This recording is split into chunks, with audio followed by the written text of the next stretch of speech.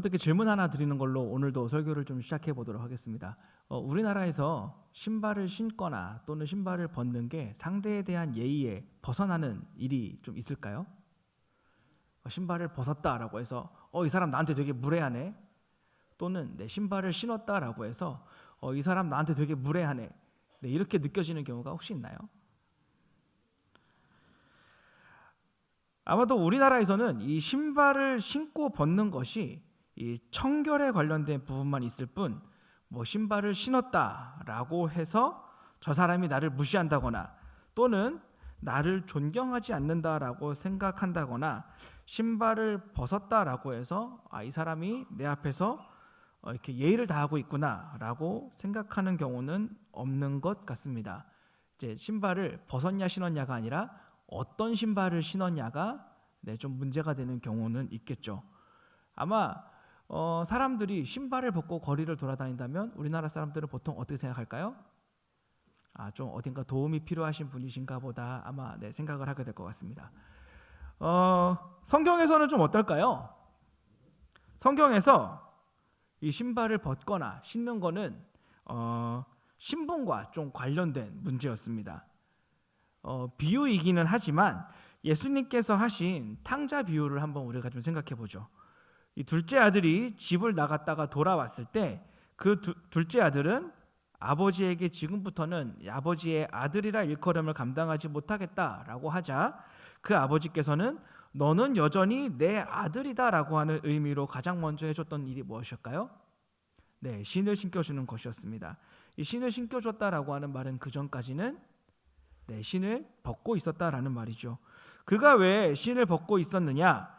바로 모든 재산을 탕진했을 때, 모든 소유를 잃었을 때 노예가 되었기 때문입니다. 따라서 그는 신이 없었습니다. 아버지는 자신의 아들을 이 노예에서 해방시킨다라고 하는 의미로 신을 신겨준 것이죠. 그러니까 이 성경에서 신을 벗었냐 신었냐 하는 것은 그 사람의 신분을 알게 해주는 것이라고 할 수 있습니다. 신을 벗으면 노예인 것이고 신을 신으면 주인인 것입니다. 또한 성경에서 이 신을 벗는 것이 권리나 의무를 양도한다라고 하는 의미로 사용된 적이 있습니다.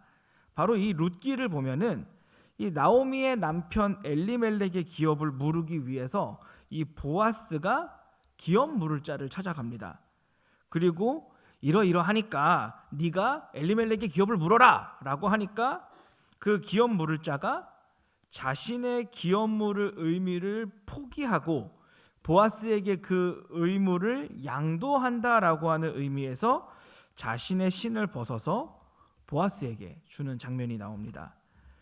그리고 그는 그렇게 신 벗김을 당한 자, 다시 말해 의무를 다하지 않은 자라고 불리게 되는 것을 우리는 볼 수 있습니다.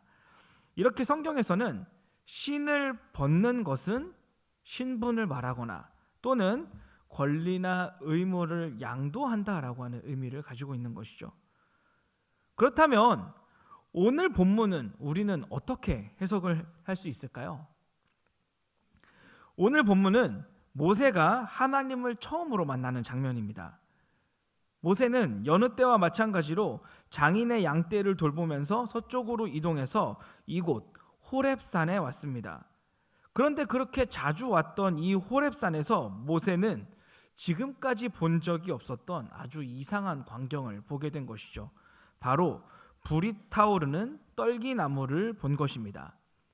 떨기나무에 분명히 불이 붙었는데 그 떨기나무가 타 없어지지 않는 아주 이상한 광경을 목격한 것입니다. 그리고 하나님께서는 그 나무에서 모세야 모세야 라고 하시면서 이 모세를 부르셨습니다.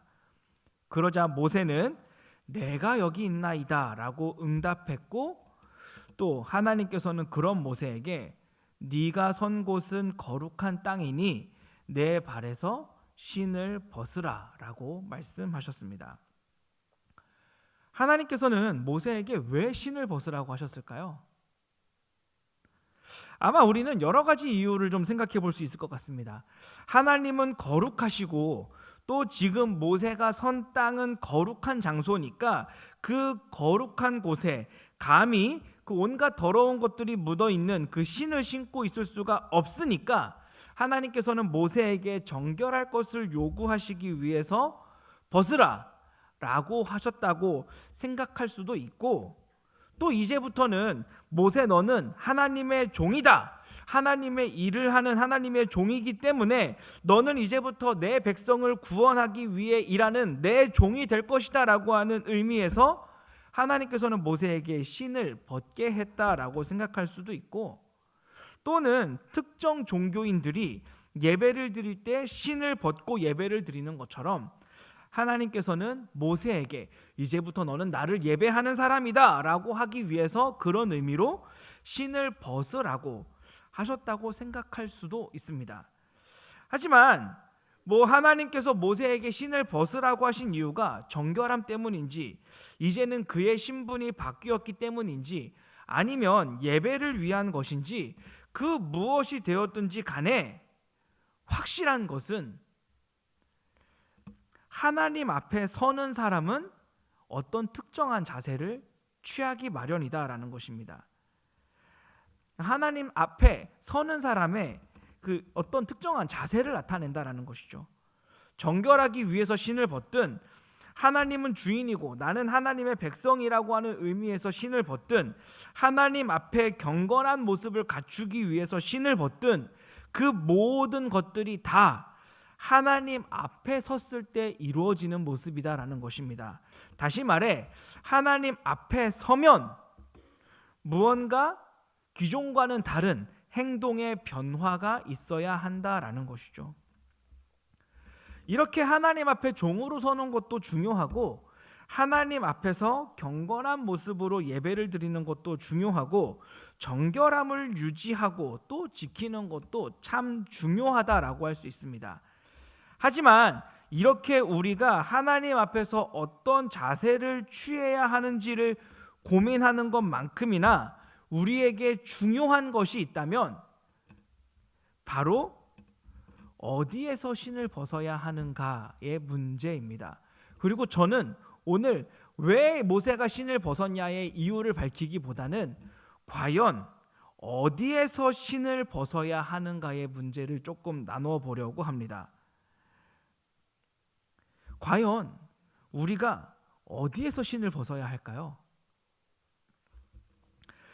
오늘 성경에서는 이곳을 호렙산, 이 장소를, 이 사건이 벌어진 장소를 호렙산이라고 말하고 있습니다. 1절을 보면 모세가 그의 장인 미디안 제사장 이드로의 양떼를 치더니 그 떼를 광야 서쪽으로 인도하여 하나님의 산 호렙에 이르매.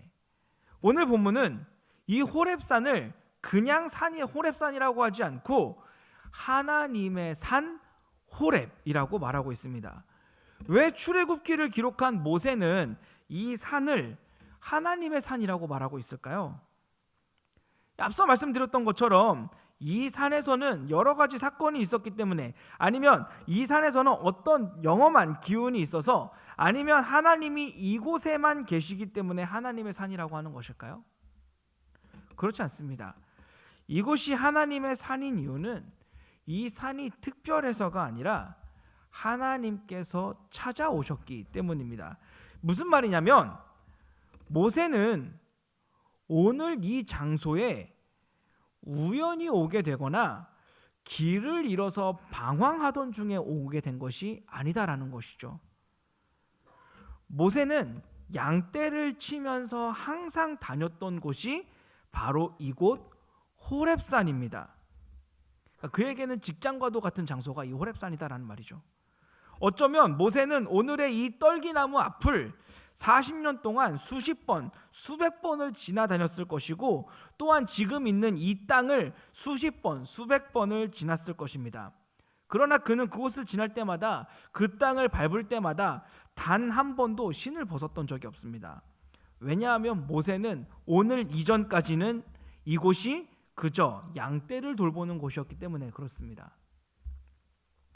그러나 떨기나무 중에 타는 불로 하나님께서 모세를 찾아오셨을 때, 모세가 너무나도 일상처럼 지나쳤던 그곳에 하나님께서 임재하셨을 때, 모세는 그곳에서 신을 벗어야 했고 자세를 바꿔야 했습니다.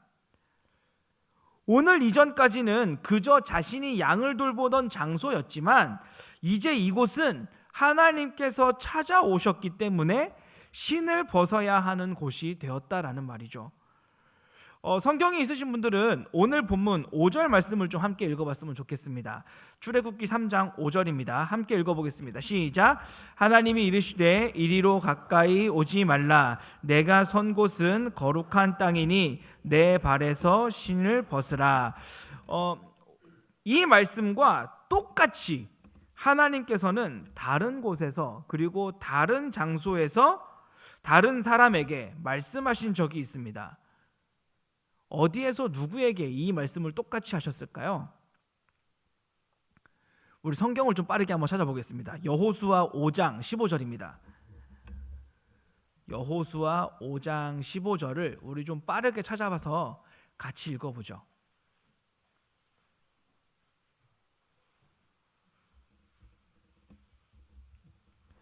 여호수아 5장 15절입니다. 네, 함께 읽습니다. 시작. 여호와의 군대 대장이 여호수아에게 이르되 내 발에서 신을 벗으라. 내가 선 곳은 거룩하니라 하니 여호수아가 그대로 행하니라. 아멘. 자, 순서가 반대로 되어 있기는 하지만 하나님께서는 여호수아에게도 네가 선 곳이 거룩하기 때문에 신을 벗으라고 하셨습니다.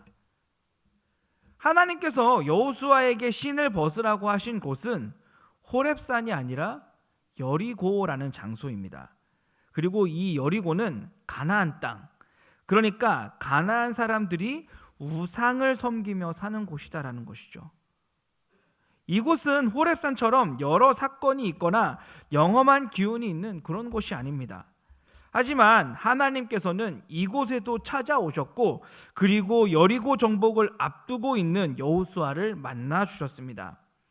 하나님께서 여호수아를 만나시기 전까지 이 여리고는 그냥 가나안 사람들의 땅, 우상을 섬기는 땅이었지만 하나님께서 여호수아를 찾아오셨을 때 그 우상을 섬기는 땅은 여호수아에게는 거룩한 땅이 된 것이고 신을 벗어야 하는 땅이 되었다라는 것이죠. 제가 하고자 하는 말은 어떤 특정한 장소와 어떤 특정한 일에만 하나님이 계신 것이 아니다라는 것입니다. 어떤 특정한 장소에만 하나님이 특별하게 계시기 때문에 그 장소가 더욱 거룩히 여겨지거나 또는 신성시 되어서는 안 된다라는 말을 하는 것입니다. 하나님께서 계신 곳이 따로 정해져 있는 것이 아니라 하나님께서 우리를 만나기 위해서 찾아오시는 그 모든 곳이 하나님이 계신 곳이다라는 말이죠. 구약시대 사람들은 하나님을 찾으러 가고 또 하나님을 만나러 간다라고 생각했습니다. 왜냐하면 이 구약시대 사람들에게 하나님은 어디에 계신 분이신가요? 성전에만 계신 분이시기 때문입니다. 그들에게 하나님은 성전 안에만 계신 분이었습니다. 반대로 성전 밖에는 하나님이 계시지 않다라고 생각했기 때문에 따라서 그들은 무슨 일이 있을 때마다 성전으로 갔습니다. 어려운 일이 생겼을 때, 기쁜 일이 생겼을 때, 누군가에게 상처를 받거나 손해를 당했을 때, 마음에 억눌리고 억울한 일이 생겼을 때 그들은 하나님을 만나러 성전에 갔습니다. 왜냐하면 그들에게 하나님은 성전에만 계신 분이시기 때문에 그렇습니다. 하지만 신약 시대에 와서 이런 유대인들의 사고방식을 뒤집어 놓으신 분이 계십니다. 누굴까요? 네, 바로 예수님이십니다. 누가복음 17장에서 예수님께서는 또 여기 있다 저기 있다고도 못하리니 하나님의 나라는 너희 안에 있느니라 라고 하시면서 예수님께서는 하나님을 찾아간다라고 생각했던 유대인들에게 하나님 나라는 여기 있고 저기에 있는 것이 아니라 너희 안에 있다라고 하셨습니다. 그리고는 또 이렇게도 말씀하셨습니다.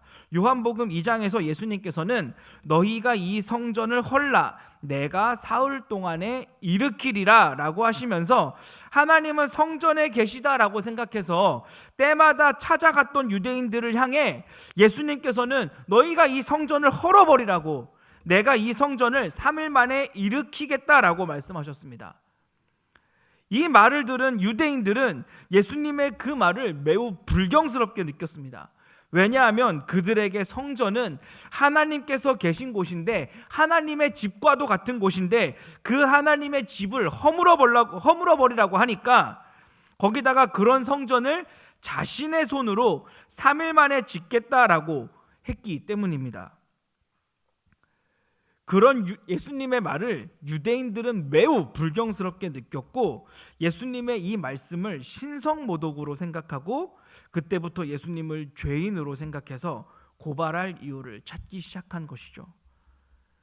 예수님께서 하나님의 나라는 여기에도 저기에도 있는 게 아니라 너희 안에 있다라고 하신 이유는, 그리고 성전을 헐면 내가 3일 만에 일으키겠다라고 하신 이유는 바로 예수님 자신이 육신을 입고 우리를 직접 찾아오신 하나님이시기 때문에 그렇습니다.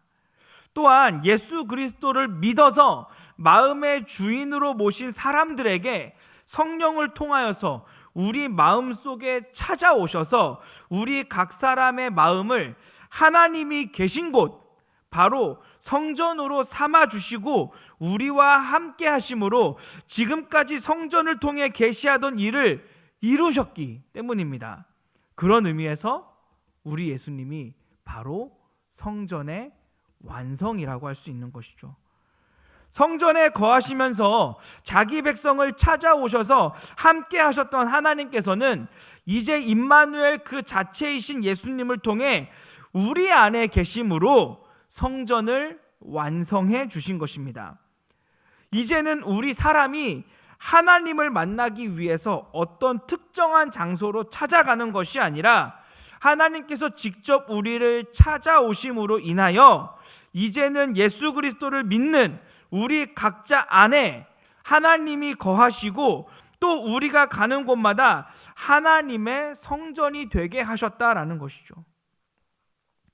다시 말해 이제는 우리가 있는 곳이 하나님이 계신 곳이고, 이제는 우리가 예수님을 모시고 있는 그곳이 바로 거룩한 곳이다라는 말입니다. 예수님을 통하여 하나님께서는 우리를 직접 찾아오실 뿐만이 아니라 영원히 함께 하심으로 성전을 완성해 주셨다라는 것입니다. 그런 의미에서 우리가 이렇게 예배를 드리는 이곳만, 그러니까 이 교회당만 하나님이 계신 곳이 아니다라는 것입니다. 교회당 안에서도 특별히 이 설교를 하는 이 강단만 하나님이 더 거룩하고 특별하게 계신 곳이 아니다라는 것이죠. 다른 곳은 신을 신어도 되지만 이 강단에서만큼은 신을 벗고 행동을 삼가야 하는 곳이 아니다라는 것입니다. 저는 절대로 이 강단을 어떤 모독하려고 하는 생각을 하는 게 아닙니다. 저는 이곳이 거룩하지 않다라고 말하는 게 아니라, 이제는 이곳을 거룩하게 여기지 말자라고 말하는 게 아니라, 이 강단뿐만 아니라 지금 여러분들께서 앉아 계신 그 모든 자리도 이 교회를 넘어서 이 교회 밖에까지 우리가 살아가는 모든 곳들이 거룩해졌다라는 말을 하는 겁니다. 왜냐하면 예수님을 마음에 모신 우리 자체가 하나님께서 찾아오신 바로 그 떨기나무와도 같은 바로 그 거룩한 곳, 우리가 있는 모든 곳이 신을 벗어야 하는 곳이 되었다라는 말을 하는 겁니다. 그런 의미에서 설교를 하고 또 복음을 전하는 사람들만 성직자가 아니다라는 거예요. 하나님을 향해서 사는 우리 모두가 성직자와 같은 사람들입니다. 지금 내가 하는 일이 지금 내가 섬기고 있고 지금 내가 하는 그 어떤 모양의 봉사도 그것이 모두 하나님께서 나에게 맡긴 일이라서 지금 내가 하는 그 모든 일들이 아무리 별 볼 일 없는 일을 한다고 할지라도 그것이 하나님을 위해서 하고 있는 일이라면 그 모든 것이 거룩한 일인 것입니다. 왜냐하면 그곳에 우리 하나님이 찾아오시기 때문입니다. 우리는 일요일이라고 하지 않고 주일이라는 말을 사용합니다. 우리가 일요일을 주일이라고 하는 이유는 그날을 주님의 날로 구분하기 때문입니다. 그럼 여러분들께 질문 하나 좀 드려보겠습니다. 평일은 누구의 날인가요?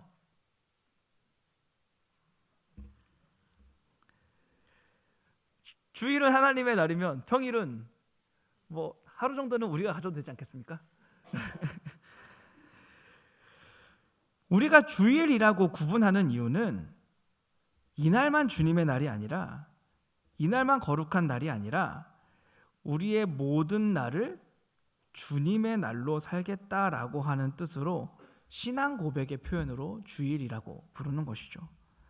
세상 사람들은 모든 날들이 자기들의 날인 것처럼 살지만 우리를 찾아오신 하나님, 그 예수 그리스도를 마음에 모시고 사는 우리는 예수님이 우리의 주인이시기 때문에 우리의 모든 날들의 주인이시기 때문에 모든 날을 하나님께 드린다라고 하는 그 약속의 증표로 또 신앙의 고백으로 주일이라고 하는 이 특정한 한 날을 구분해서 드리는 것입니다.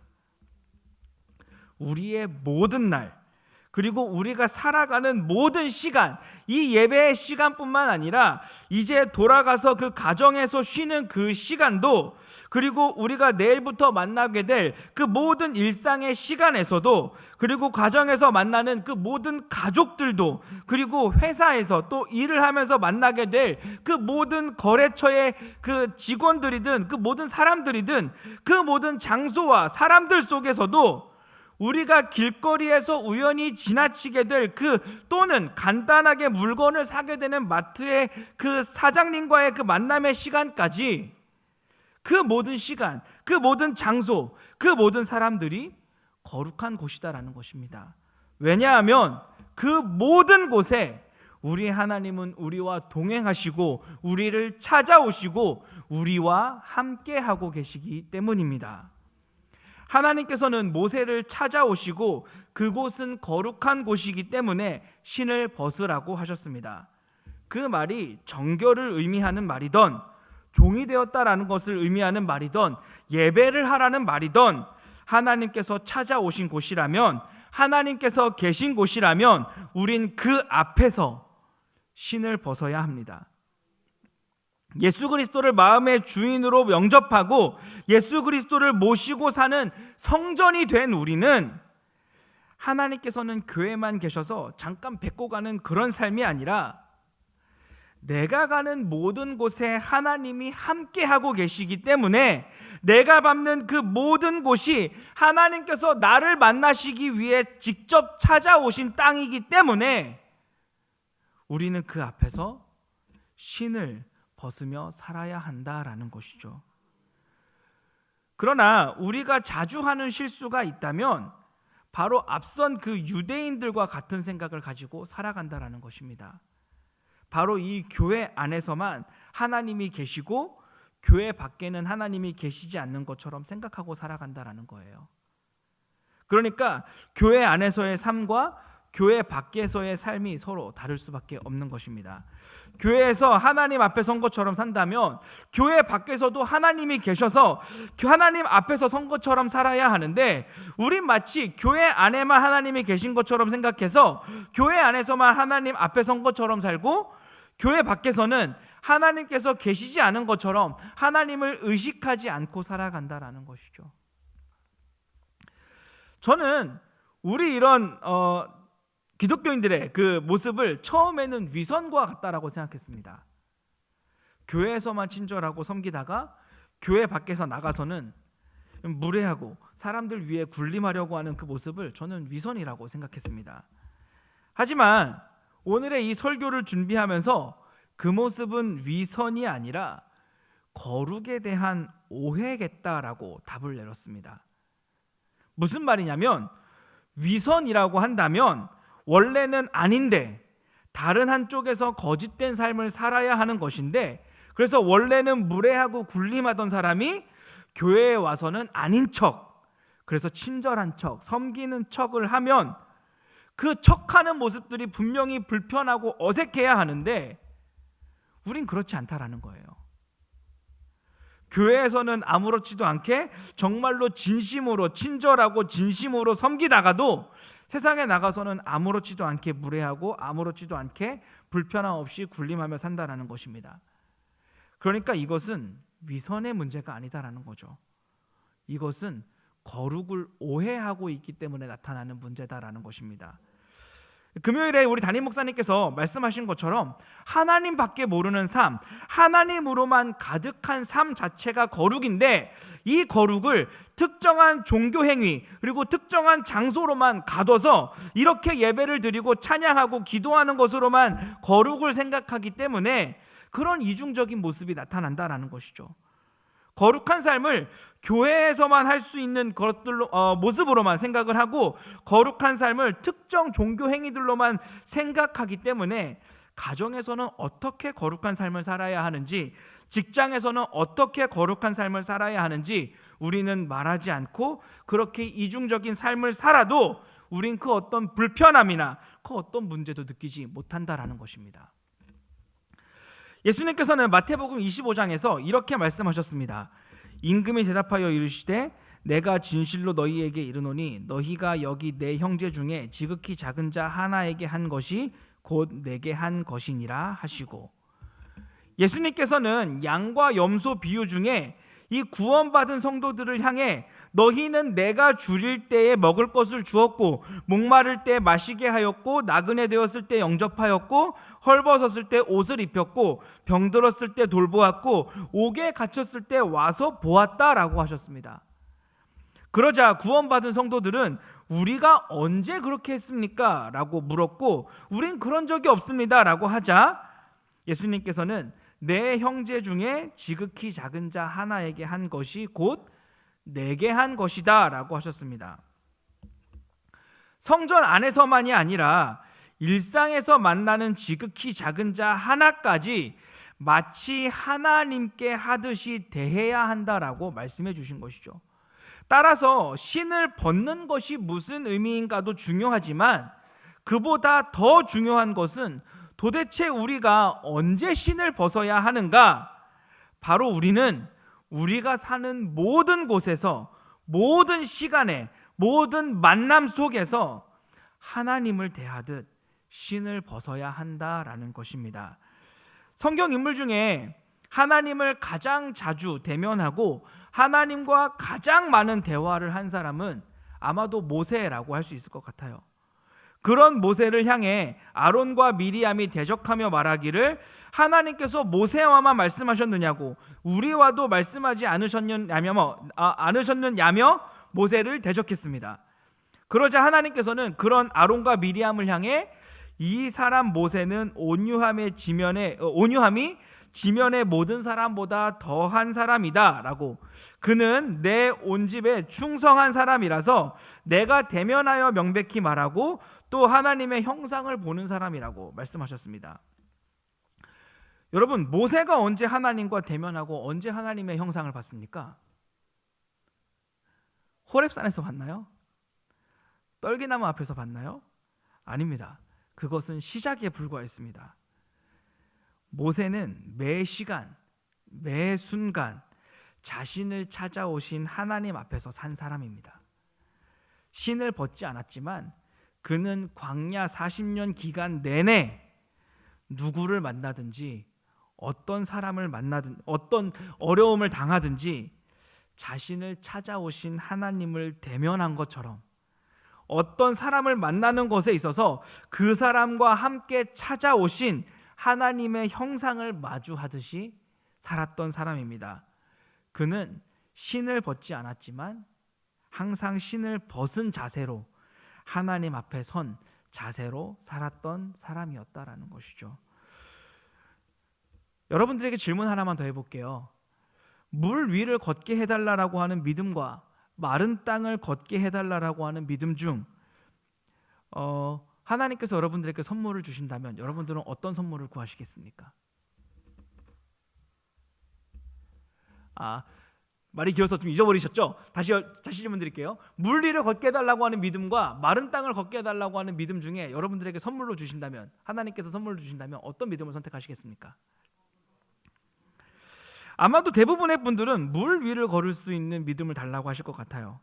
하지만 조금 다른 방향으로도 질문을 드려볼게요. 여러분들은 위기 때 하나님을 더 필요로 하십니까? 아니면 마트에 가실 때 하나님을 더 필요로 하십니까? 아마도 위기 때 하나님을 필요로 하시는 분들이 많을 것 같아요. 하지만 어느 누구도 마트에 가면서 하나님을 필요로 하지 않습니다. 그런 의미에서 위기 때 하나님을 구하는 건 모두가 다 할 수 있는 믿음이다라는 것이죠. 그러나 마트에 가면서도 하나님을 기억하는 것은 너무나도 어려운 법입니다. 다시 말해 위기 때 하나님을 만나는 믿음은 그리 어려운 믿음이 아니다라는 것이죠. 그러나 마트에 갈 때, 우리가 집에서 물을 마실 때 하나님을 만나는 믿음은 너무나도 어려운 믿음이다라는 것입니다. 그런 의미에서 물 위를 걷게 해달라고 하는 그 믿음도 분명 아주 좋은 믿음이고 하나님께서 기뻐하실 믿음이지만, 매일 매순간 어디에서나 성도답게 해달라, 하나님 백성답게 살기 위해 해달라라고 하는 그런 마음은 물 위를 걷게 해달라라고 하는 것보다 더 큰 믿음, 바로 마른 땅을 걸을 때에도 하나님을 잊지 않게 해달라라고 하는 믿음이 우리에게는 더 필요하다라는 것입니다. 여기서 이렇게 예배를 드릴 때에도 하나님의 은혜를 우리에게 허락해 주셔서 하나님의 백성답게 살 수 있게 해달라라고 하는 믿음도 너무나도 필요한 믿음이지만, 우리에게 더 필요한 믿음은 이 예배가 끝나고 세상에 나가서 세상 사람들을 마주할 때, 가정에서 가족들과 대화할 때에도, 회사에서 직원들을 대할 때에도 하나님의 은혜를 깨닫게 하시고 하나님의 백성답게 살 수 있게 해달라고 하는 그 믿음이 우리에게는 필요하다라는 말입니다. 우린 이렇게 예배 드릴 때뿐만이 아니라 가정에서도, 그리고 직장에서도 신을 벗어야 합니다.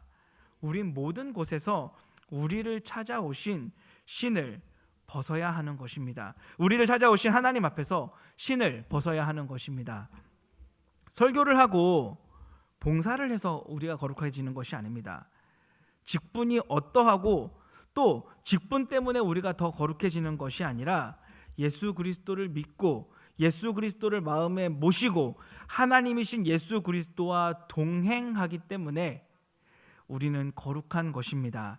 우리가 때를 정해서 기도하는 것은 그 시간에만 하나님이 계신 것이라서 그때 잠깐 하나님을 만나고 가는 것이 아니라, 내 모든 삶에 하나님과 동행하기 위해서 치열하게 시간을 구별하여 드리는 것입니다. 우리가 살면서 우리의 신을 벗게 하는 것은 내가 특정한 장소에 있고 내가 특정한 행위를 해서가 아니라, 하나님께서 내가 있는 곳에 임재하셨기 때문에 우리는 신을 벗어야 하는 것입니다. 하나님께서 지금 내가 있는 곳에 오셨기 때문에, 친히 오셨기 때문에 내가 그 앞에서 합당한 자세를 취하기 위해 거룩하게 살려고 하는 것이고, 하나님께서 친히 내 안에 오셨기 때문에 우리는 신을 벗은 것처럼 살아야 하는 것입니다. 단조로운 일을 할 때에도 최선을 다해야 하고, 별 볼 일 없는 사람들 앞에서도 우리가 그를 사랑하고 존경해야 하는 이유는 그곳에 하나님께서 함께하고 계시기 때문입니다. 하나님께서 찾아오셨기 때문입니다. 뜻대로 되지 않아도 우리가 낙심할 수 없는 것은 그 뜻대로 되지 않은 일에도 하나님께서 찾아오시기 때문입니다. 실패한 것 같은 그곳에서도 우리가 함부로 있을 수 없는 이유는 그곳도 하나님께서 나를 만나시기 위해 찾아오신 거룩한 곳이기 때문입니다.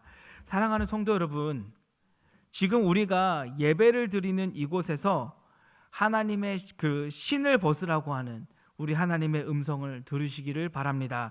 그리고 이 예배를 마치고 돌아가신 뒤 각 가정에서도 신을 벗으라는 우리 하나님의 음성을 들으시기를 바랍니다. 내일이면 반복되는 이 회사에서 직원들을 만나실 때에도 신을 벗으라는 우리 하나님의 음성을 들으시기를 바랍니다. 거래처 사장님을 만나실 때에도, 또 마트에 가서 내가 내 돈을 주고 사는 일에도 신을 벗으라는 우리 하나님의 음성을 들으시기를 바랍니다. 나를 향해 칭찬을 아끼지 않는 사람들을 대할 때에도 신을 벗으라는 우리 하나님의 음성을 들으실 수 있었으면 좋겠고, 또 나를 향해 손가락질을 하는 사람들을 대할 때에도 신을 벗으라는 하나님의 음성을 들으시기를 바랍니다. 교회만, 또 기도할 때에만 거룩한 곳, 거룩한 시간이 아니라 언제 어디에 있든지 신을 벗으라는 음성을 듣는 곳이 있다면 그곳이 바로 하나님이 나를 찾아오신 거룩한 곳입니다. 신을 벗는 것이 무슨 의미가 있든지 그 의미보다 우리가 기억해야 할 것이 있다면 과연 우리가 어디에서 신을 벗어야 하는가입니다. 사랑하는 삼락가족 여러분, 여러분들의 삶의 모든 현장이 바로 우리 하나님께서 직접 친히 찾아오신 곳, 거룩한 곳이 되기를 바랍니다. 길에서 우연히 마주친 그 사소한 사람과의 대화에서도 하나님이 찾아오신 거룩한 곳이 되시기를 바랍니다. 그것이 바로 거룩한 삶인 줄로 믿습니다.